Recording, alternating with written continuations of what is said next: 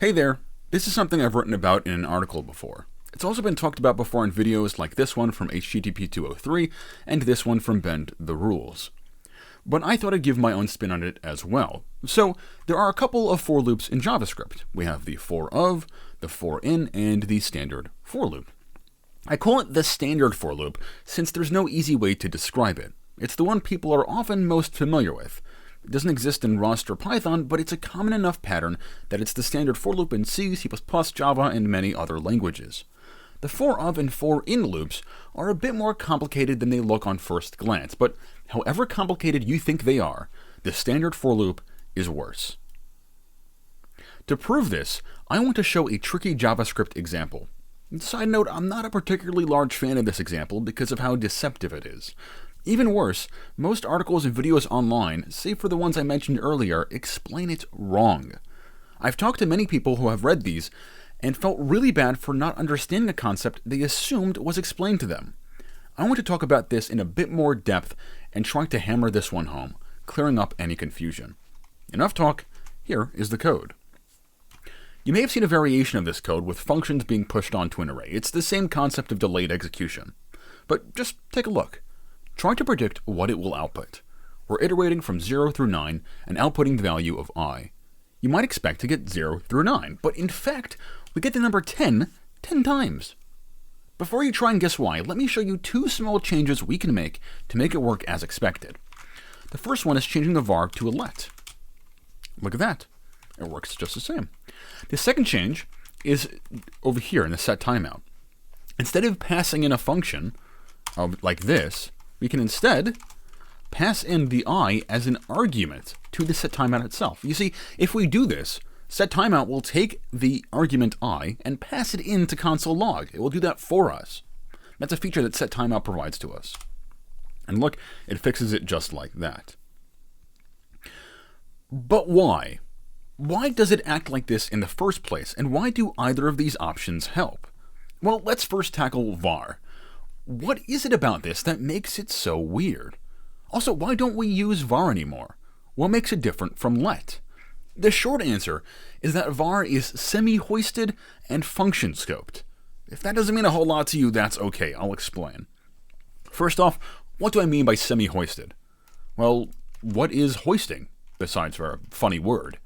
It is often said that functions are hoisted. Hoist means to raise up in this context. This unique property means that all function statements can be called before they're initialized. Look at that.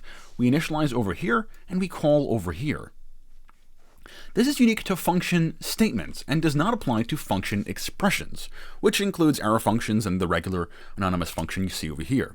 So you see, we get an error. We can't do this. With that out of the way, what do I mean by semi-hoisted? Well, for whatever reason, whenever we declare a variable with var, we push up the declaration to the top of the scope. What this means is that this example over here and this example over here, let's refresh the page, are equivalent. My name is undefined and then my name is Sarah. So the var statement, the declaration over here, gets pushed up to the top, and so we can access it before we define it. Of course, its default value is undefined. So when I say semi-hoisted, I mean its declaration gets hoisted. And this doesn't mean a whole lot, but when we combine it with its scoping rules, it can lead to some problems. What do I mean by scoping rules? Well, the scope of a variable can sort of be described as the region it's valid in. We can create a block scope wherever we'd like to demonstrate this. To make a block scope, we just make two curly braces, like with an object, but without having properties. So over here, we have a block scope. We have value, we're console logging it, we're changing it, then we're console logging it, and then we're console logging it again. The last one here should error, because let is a block scoped declaration, which means that it's only valid inside this block. If we try to access it outside of it, we're going to get an error. This, contrastly, is not the same with var. var is not a block scope declaration. It is only function scoped. So over here, we can actually access it outside of the blocks. var cannot be constrained by blocks alone. But I said it's function scope, which means if we use a function instead, yeah, we get the same sort of output. The value variable over here is only valid inside of this scope, this function scope, and so we can't access it over here. Putting this together, our standard for loop is sort of equivalent to the following. Right? We just took the var over here and we moved it over there. This is because our loop header is within the context of a block scope, not a function scope. Our variable declaration is therefore hoisted upwards outside of it. This explains var, but it's only a portion of the explanation. The other changes we saw was with setTimeout. Now, setTimeout over here is running a function after a duration of time. If the duration is 0 milliseconds, like in this case, it won't run immediately, but rather the next available moment, immediately once we're able to. The next available moment is at the next event loop. So what this exactly means, there's probably some better resources for this, but essentially after the current for loop is finished running. So once our for loop has completely finished, then all of our setTimeouts will trigger. Things might start clearing up a little bit right now. So since our variable I is outside of our for loop, and a for loop ends only when I is equal to 10, because the condition is that it's less than 10, meaning once it's 10, the for loop ends, we're basically just logging the value of 10 after our for loop is over 10 times. Right? That's essentially what this is over here. Press enter, same thing. Now, this is the answer most often given, but it's a small part of the whole explanation. It really just opens up a lot more questions. First off, what was up with our fix for this? Why did this form give different results with the other setTimeout? We're still executing it with the variable I after our for loop runs. To answer that, we have to get into closures. One of the core principles of closures is the concept of scope, which we mentioned previously. Let's take our example with let and modify it a bit. So now we have the variable declared outside of the scope. Now it no longer gives an error, but instead the value of our variable that was declared in the outer scope, 96, right over here. And this is important to note. They may have the same name, but that does not mean that they are the same variable. A closure takes advantage of this. Take a look at this code. Get and set. We're defining two variables which we don't give a definition just yet. We create a scope with a value that again is not accessible outside of it. And then we set get and set to have access to this variable. Get will retrieve the value, set will just set it. Now, when we do console log get, we get 40, which is the initial value. We can create our own variable called value ourselves, and that's fine. We console log the version of variable, it's still 40, it doesn't change. We set it, we console log it, it has changed, and we console log our own variable, it's the same as it always has been. So in this case, we've sort of trapped our variable value so that it is not accessible outside of those braces. The only way to access it is via our get and set functions. Any variable we make outside of a scope, even if it has the exact same name, has no effect on the variable inside the scope. We've created in some sense what we call a closure. The get and set functions have access to the variables in their context. Note that they have access to the literal variable, not just its value. If they change it, it changes the actual value. Let's head back to our for loop and try to explain things yet again. So again, I moved a variable I outside just to show you what the var I really means. We see a function which we should immediately recognize as a closure. It captures the variable I. Once our loop is over, it logs the current value of I, the variable it captured. So it logs 10 times. In contrast, the fixed form does not have this property. It doesn't send the variable I, there's no closure over here, just the value of I on this specific iteration. On each loop, I goes up, so we're not sending the value 10, just whatever it is at the moment that this line is called.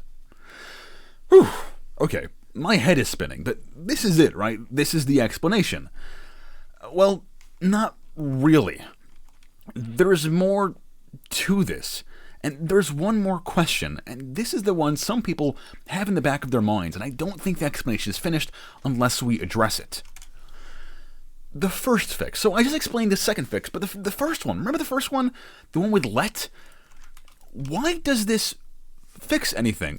I mean, don't get me wrong, I understand that let is block scoped, so I doesn't really exist outside of our loop, but then what does this mean?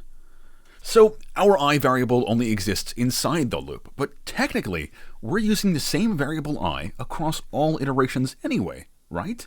It doesn't matter where our variable I is declared as long as it's the same one in order to get that weird result where 10 is logged 10 times. Why does this work? You might say that each variable I is unique across each iteration, but then what does I++ mean? It shouldn't affect the next loop. And then why can't I be constant? Let's use const instead of let. Oh, we get an error. So I++ is being run. Okay, so it turns out we don't understand for loops at all. This is upsetting. I think the best way to explain this is to see if we're able to represent any given for loop using a while loop. If we can, then we'll be able to find the equivalent, and we should be able to understand this. Let's start with our first attempt. So our first attempt is pretty much what most people's mental model of it sort of looks like. This is the initializer, this is the condition, and this is the update. And this is the body of the loop over here. Unfortunately for us, this result also logs 10 times. It's the same problem we had with the var, and the one we predicted would happen if our mental model was correct. So clearly, our mental model is not correct, and this is not what's happening. The secret sauce is hidden within the spec at 13.7.4.9 runtime semantics create per iteration environment. I have that written down, I didn't memorize that. But we're not going to read this really at all. What I want to point you to is part 1, section G, part III. This line right over here. Perform this iteration environment record.initialize binding. What this means in non-robot speak is that it creates a new binding context. So it's sort of as if we used let on each iteration, in the sense that each I within each iteration is their own variable, at least for the purposes of a closure, but probably not much more than that. We can simulate this by changing our code and, of course, updating our mental model along with it. We change it a little bit. So now on each iteration, we create a new variable, which I'm calling _I to be close enough to I to show us this. We change this code in our body statement to use this new variable. We apply the update to that variable, and then we set I, our general variable, back to that one. And now, with this mental model, I think we can finally begin to see what's actually happening. I did create a Babel plugin in the meantime, just to sort of make this thing a little bit easier to understand and see. And I wanted to illustrate the part with var. So if you change var over here with our code, the output changes as well. So the var I over here and the var over here are exactly the same. They're identical in both places. So if we change it to let, they're both going to be let. We can also add another variable declaration like j equals 3. And of course, our Babel code will update accordingly. All of the binding contexts apply to the variables we have in our initializer. This is the equivalent. Both these examples will perform the exact same thing. So let's again try to understand it a little bit more again. So we have our var. Let's try this over here. So we have our var. Here we go. Now, why does this over here? So this is our let, and our let actually logs out 10 times. Why does our var not do the same thing? And this is because of how var works. Var isn't block scoped, right? So in this case, it sort of is the same thing. The I isn't local to this scope at all. It's the same thing as this scope, which is the same thing as the outer scope. And so the setTimeout over here is still referencing the same variable I. Even though we've created a new binding context, because we used var, it doesn't really help us. Now, with that, it might seem odd to bring up a JavaScript puzzle in order to explain the standard for loop, but I hope it makes sense at this point. The last piece of the equation comes from a proper mental model. And this is a point I want to stress. I've brought it up at the beginning of the video, and I want to reiterate. Many times when I find that I don't understand something, my first reaction is to feel like I'm just not smart enough. Over time, I found that in many instances, it's because I just didn't have the proper mental model. My foundation was weak, and I was only ever reading a surface-level explanation of things. If you're feeling the same, try digging deeper. Try relearning the essentials. Stay curious. Until next time, adios.